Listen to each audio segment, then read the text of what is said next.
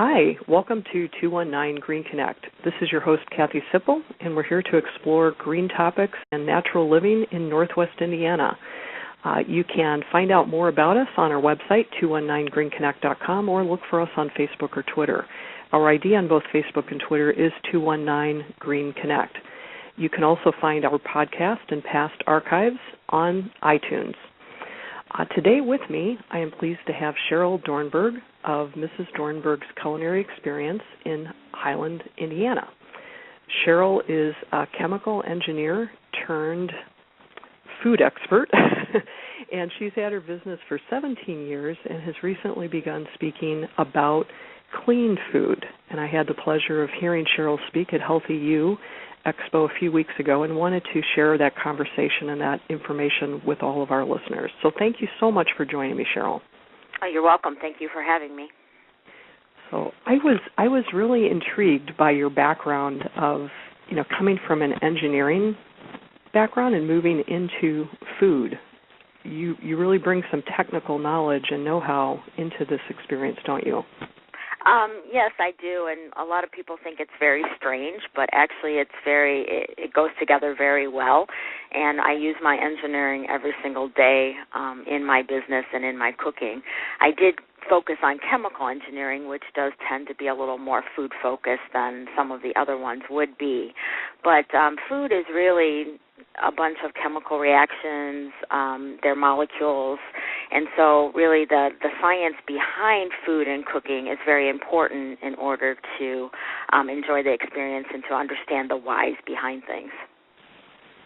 So clean eating, does that take chemical principles and apply them toward, just tell us a little bit about that. Like what is clean eating exactly? Well, clean eating, for all the years I've been in business for the 17 years, I always have people ask me, what is my philosophy on eating, on cooking? What's the best diet? What's the best meal plan for me? I'm diabetic. I'm a heart patient. I'm, just on and on and on. And I never really could put my hand around it and come up with a good term. And in the last few years, the term clean eating has developed and emerged in mainstream media. There's even a magazine called Clean Eating. There's, books and movements. And once I heard that, it was my philosophy has been for years and years. It's a focus on natural foods in their natural state, whole foods, whole vegetables, fruits, whole grains. The non-processing. We should process our foods, not let other people and companies do that. So really the basis of clean eating is just to go to the source of the food. And the closer to the source of the food you can get, the more control you have over how it's prepared, the nutrients that you get, and overall that's the basis of clean eating. Okay. So when you say closest to the source, that would be like raw food or whole grains, or what would be some examples? Well, you would start with the raw foods, Kathy, but it doesn't necessarily mean you have to eat raw. But instead of buying orange juice, you should buy the orange and juice it yourself. Instead of buying, canned green beans, buy the fresh green beans, and you can cook them or saute them or however you want to prepare them. Clean eating also allows all types of food. It's not necessarily vegan. It's not necessarily vegetarian, although people do adhere to those standards also in the clean eating realm. There are, poultry, meat, seafood that are clean. And those are the ones that are raised humanely without antibiotics, the organic fed. So that's on that realm you go to the closest to the, basic and natural state as you can. So it really doesn't exclude anything. It just makes you think about where and how your food is brought to you. And it's really, I think, picked up momentum because we have seen a big increase in the organic, the humanely raised animals. It just is a good time for it. And the gluten-free products, the dairy-free products, is all cleaner and there are less preservatives in them. Great. So when people find out about this, what are usually the biggest culprits that are preventing them from eating clean? Are there a few top things that make their way into the food chain? Our biggest problems are processed and refined foods. And I think a lot of us don't even realize that we're eating processed and refined foods in most instances. Processed foods are those that contain man-made ingredients or unnecessary food additives. Probably in the whole scheme of things, it would be very hard for us not to have any processed foods. I mean, we're not going to make all our own breads, our cheeses, juice all the time. So we probably will still have some of that in our diet, but every time you reach for the box of cake mix or something, I did a class on quinoa, and pure quinoa is a clean food, but they also have products that are called quinoa pilaf on the shelf, and they are pretty much like a rice-a-roni where they're already putting seasoning, salt, other things in there that you don't need. So when you buy that, that's not a clean product, but if you buy the plain quinoa, it is a clean product. Gotcha. So those are the areas that I think we're doing fine. I like to call them health halos. I think that we have a lot of health halos. We think we're doing well, and so we say, well, I eat, gluten-free, I eat dairy-free, I only buy, this or that. But you don't realize that within that realm, there may be areas that you're missing or that you're not realizing because you have this bigger umbrella you're looking at, and you're not looking at the underneath part. So to train people on what to look for, I would think, reading labels would become pretty important. If you see, a lot of ingredients, number one, and especially ingredients with long chemical names, you're probably not holding a clean food in your hand. Would that be a good assumption? Correct. Clean foods usually have very few ingredients, sometimes only one. And, yes, even being a chemical engineer, some of those chemicals, I have no clue what they are. And some things aren't even chemical, but they've just made the way into our mainstream that we've, MSG was a big one, and we've finally gotten that out of our system pretty much. But for a long time, that was just accepted. Nobody even thought that was wrong. That was just something that people put in. Yeah, and then refined sugar. I know that's another one that you had mentioned at the workshop that I heard about. So if people want to use sugar, what are some options that help them eat within the clean eating principles and still enjoy, a sweet flavoring? There are cane sugars that are less refined and better for you, and actually they're almost a light brownish color rather than that pure white that we're used to seeing in the regular sugars. Besides that's if you want the true sugar. There's also products such as agave, which is from the tequila plant, which is a syrup, so you can use that in place of honey or like any kind of liquid sweetener. You can use stevia, which is a plant-based sweetener.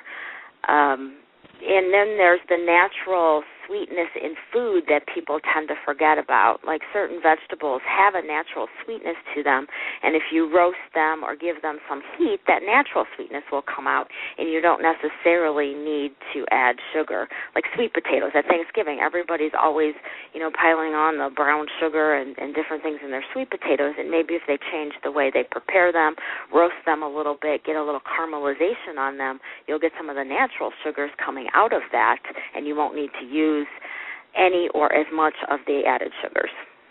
So using heat in the food itself to produce your own chemical reactions.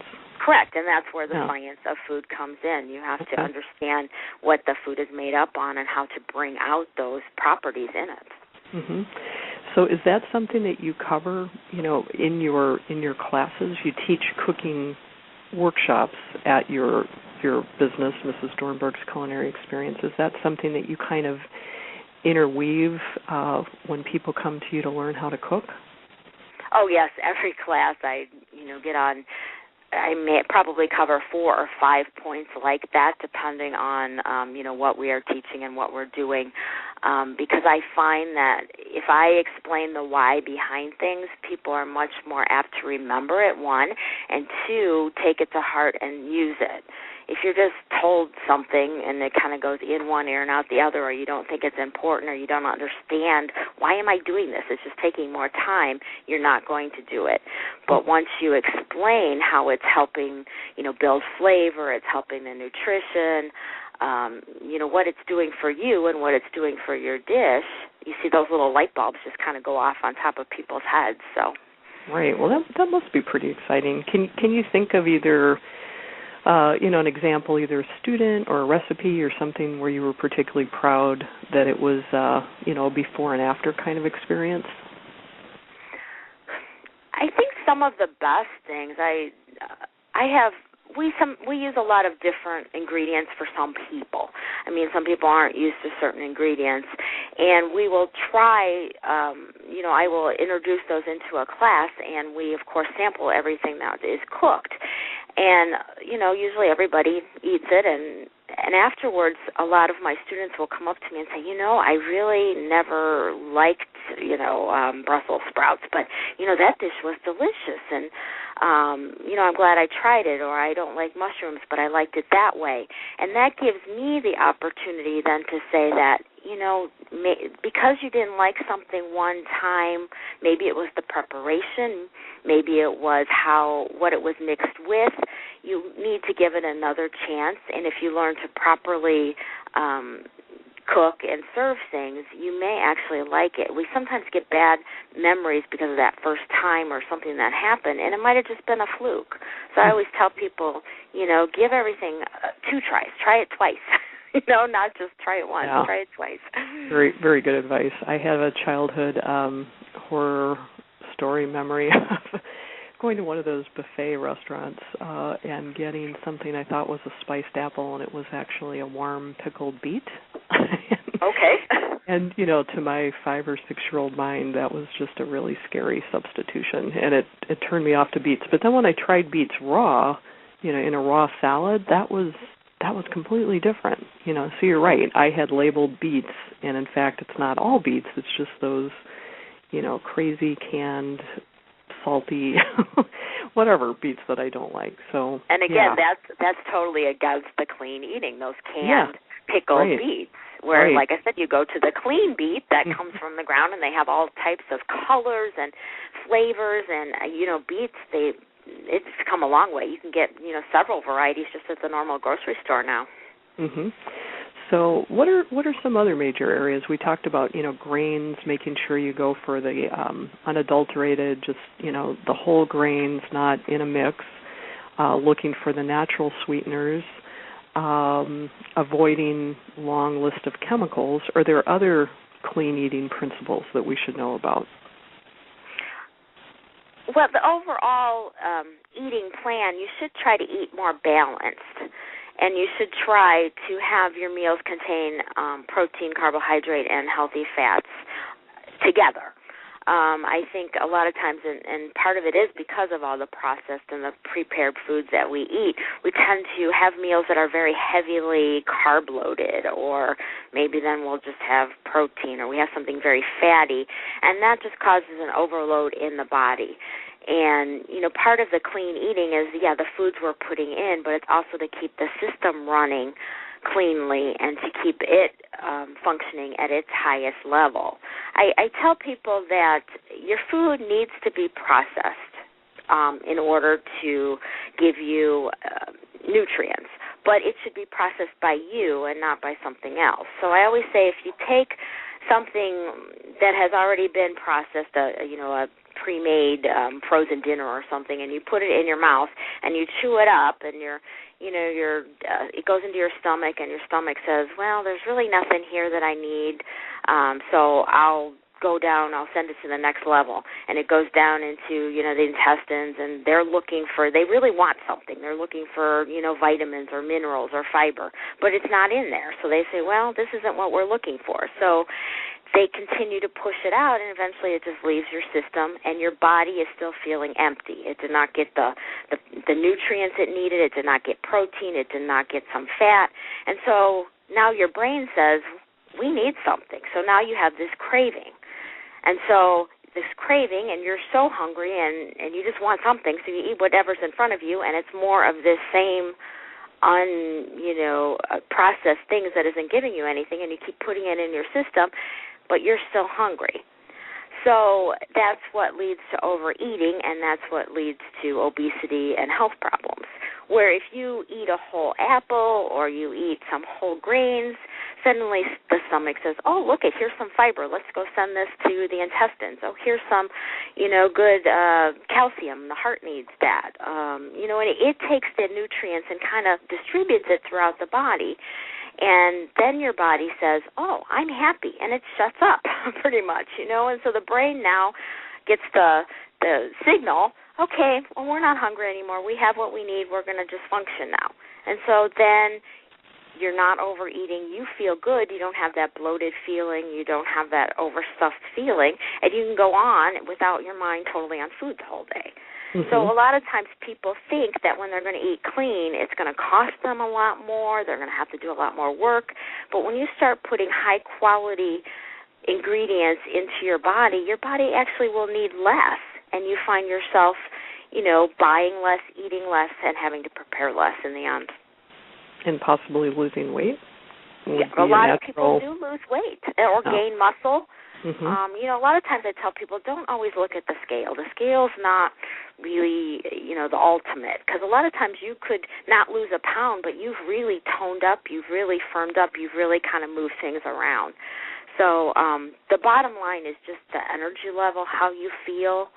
And if you listen to your body, it tells you what it needs. And the problem is we don't listen to our body. We just kind of think we know better, or whatever we see on the TV, the brain kind of trumps everything, and we just go for gold or whatever. Mm-hmm. Mm-hmm. So it sounds like these are all pretty good news, that it's not necessarily going to cost you more. It's not going to be overly difficult, but we do have to change some habits. If we're used to doing the status quo, and that's not clean eating, there's some overhaul that needs to be done.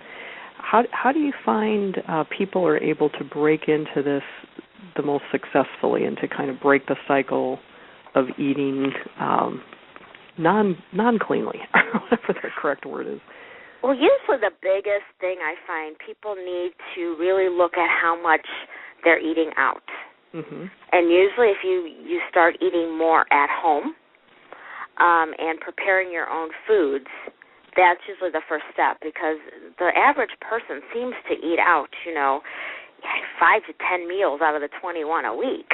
Wow. And, that tends to be a lot. My little saying is drive home, not through. Mm-hmm. You need to go home and eat, and you need to teach your children that also. And, our excuse is, oh, I'm just so rushed, I just got to grab something. So to combat that, you just have to have a little preparation. Maybe on Sunday or, Saturday or Sunday, you spend an hour just kind of thinking about what you're going to make. And when you're at the grocery store, you make sure you get the categories, you get the fresh vegetables, you get your chicken, your beef, and you have it already in your refrigerator, so you're ready when you come home. Mm-hmm. And you have some few go-to quick recipes or ideas. Cooking doesn't have to be difficult. You could just saute up a little stir fry and have some brown rice with it, and that's a delicious meal, and it doesn't take that long. But again, we have to plan, and as Americans and as busy Americans, we tend to not want to plan for ourselves. We just kind of let it haphazardly happen, and at every corner where there's food just crying out at us, it's easy to put that aside. Sure. Well, I know I have some low-tech and a little higher-tech tools that keep me cooking at home. I think I mentioned to you the other day, my husband and I do really eat in probably all but, maybe 2 or 3 times out for the whole month. And we enjoy cooking. We really do. We enjoy gardening in the summer, and I'm looking forward to having fresh produce in the not-too-distant future. But I just get one of those little wipe-off boards, and that's on my refrigerator. And like you said, on Saturday or Sunday, sometime when I'm a bit more relaxed, I just visualize, what do I want to happen in this kitchen for the next week? And just kind of come up with some favorites and some new ideas. And then the Internet I find to be such a great resource. If you've got chickpeas, you've got green onions, and you've got brown rice or something. You could just type that in, find out what recipes come to mind. And there's so many food bloggers out there. You've got great resources on your site. There are a lot of different ways that you can go to get creative and, get excited. So when I see that menu coming up in my own house, it's almost the way that I feel about going to a restaurant. I'm looking forward to that, all week, and it also helps me to put my, my grocery list together. And then I've got an application on my smartphone called Out of Milk, and it allows you to make a grocery list, and, it's just nice. Instead of having a bunch of little scraps of paper, you can just look at your phone, check off what you need once you've gotten it, uncheck it if you need it again, and it just, I found that to be really, really helpful. So anyway, always weaving the tech tips in. Oh, yeah. Well, whatever works. And then if you're low tech, you can just use your little grocery list. Oh, I think the key, Kathy, you touched upon is you just have to have confidence in your own skills and your own abilities. And you don't need a recipe all the time. Too many people use that recipe as a crutch, and they will not do anything without a piece of paper in front of them. And the way you get around that is you just have to increase your knowledge and your exposure to different things. If you only know 10 different ingredients, it is going to be very hard for you to know what to do with those chickpeas, those green onions, and whatever. Right. But if your repertoire is you know 200 different things, and you also have maybe delved into some of the ethnic cooking and those spices, something's going to pop into your head just immediately, and it becomes exciting. It becomes a game. It's like it energizes you rather than people who come home, oh, what are we going to have for dinner? And then they create something that is very unappealing, both taste-wise and visually, and then they're all depressed. Yeah. Well, I think I mentioned to you, too, that I try to have a few things, on reserve in my own freezer that I've made, so they're, I guess, not processed, but they're pre-made, pre-assembled, still homemade, just so in case I do get to one of those days where I'm tired and I don't feel like I've got the time, I can remember to go into my own freezer. So, I'm really excited about checking out one of your classes coming up here pretty soon. And I know you've got an open house happening in just this Saturday, right? May 4th? Correct. Okay. And that's something you do just like once a year, or this is a special occasion? Well, we had been doing it once a year at the holiday time, but I wanted to expand that, so we're going to at least try to do it quarterly. Okay. Spring, summer, fall, winter. One of the things we do offer at our open house is knife sharpening. A lot of people do not have access to knife sharpening, and I do find that one of the biggest obstacles you have in kitchen preparation is not having a sharp knife. And some people are afraid of them, but actually a sharp knife is less harmful to you than a dull knife. You cut yourself with a dull knife, and it's a pretty bad cut. So we do offer that for people so they don't have to traipse downtown to go have it done. My husband has been doing knife sharpening for quite a while. And then I will also be doing some demonstrations of food, so you can learn to make different foods, and you can also kind of get an idea of how our classes go. It's kind of like a mini class. So, and the foods we're doing are, would be in the clean realm. We are also, at the 11 o'clock hour, going to be doing a quinoa veggie burger, which is gluten-free and also is something, like you said, that you can make ahead of time and freeze, and you can have your own veggie burgers in the freezer rather than relying on Boca or Morningstar Farms. And let's tell people where you're located and how also to find you online in case people are hearing this and want to look up your class schedule or perhaps are able to stop by for the open house. Well, our physical location is 2130 45th Street, and we're in Highland, Indiana, so we're a block west of Indianapolis Boulevard on 45th and in Port Duluth Plaza. Our website is www.mrsdornbergs.com, and we also have our Facebook page. You can find us at Mrs. Dornbergs on Facebook. So all those locations have information on our classes. We have featured recipes, tips, tricks. We also have a newsletter that you can sign up for that I also give you additional recipes and my own tips on kitchen cooking and preparation. You would also get notified about upcoming class schedules, too? Correct. The newsletter Okay. the main newsletter goes out when the new class schedule is released. I try to do the schedule no later than the 10th of the month before, so the June schedule will be out May 10th or earlier. We also take requests for classes, and we also have private events. So if you have a group of friends or colleagues that you'd like to get together and cook, you can choose your own menu, you choose your own day, your own time, and pretty much it's your party. So even if somebody wanted to schedule their own clean eating session, that might be something that you could do if you had a group Correct. of people that were interested in eating more healthy, or any of these other specialty dietary issues, like you mentioned, gluten-free or. Right, I've done gluten-free, lactose intolerant. I do vegan, vegetarian. There's pretty much any of it I've tackled or can tackle. And actually, new things I find very challenging. So I always welcome new requests, because that actually stretches me and makes my knowledge bigger. Good. Well, that sounds great. I know I was excited talking to you about a few ideas, and one thing I thought was kind of fun is you said you'd be willing to look at people's comments on Facebook if they wanted to weigh in on, what they would like to see as far as your classes go. So certainly having that discussion in kind of a public way and making it a little bit fun is good. So if this is something you're interested in, come on over on Mrs. Dornberg's Facebook page and make your comments known, share it with a friend, and tell her what you'd like to see. We're interested in getting Northwest Indiana eating healthier and just being more intentional about our food choices. And just quickly, too, I'd like to announce another couple of food-related resources, links, and events that are going on.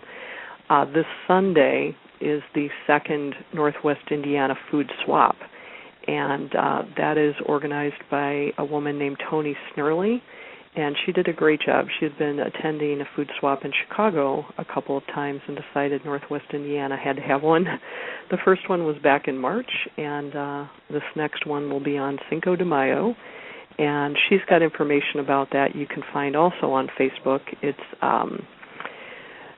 facebook.com/NWI Food Swap, or you can go to her website, www.nwifoodswap.com, and I believe there might still be a few spaces left. The last time it completely closed out, but we've got a couple spaces left. It'll be held at the Chesterton Library.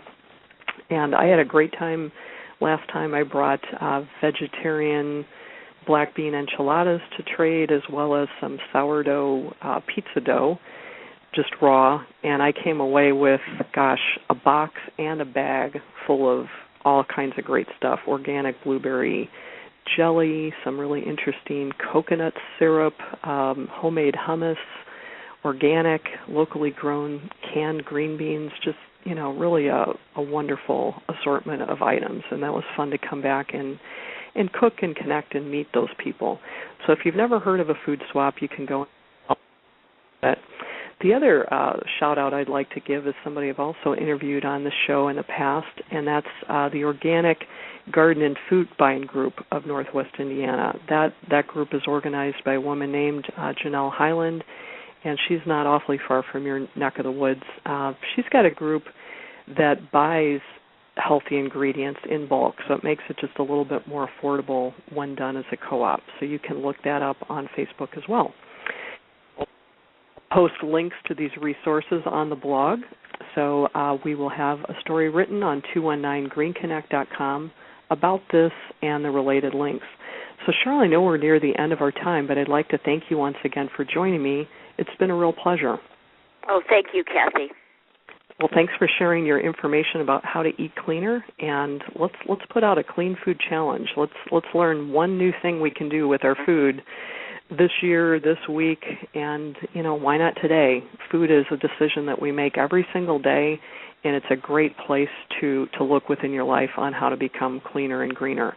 One last shout-out I'd like to mention is that we do have a monthly meetup in the Valparaiso area as well as as well as Michigan City. It's called Green Drinks, and you can help that on Facebook at NWI Green Drinks. And our one on May 16th will actually be on natural health, so that'll be a lot of fun. I know we're out of time, so thank you, Cheryl, once again, and we look forward to having you back. All right, thank you.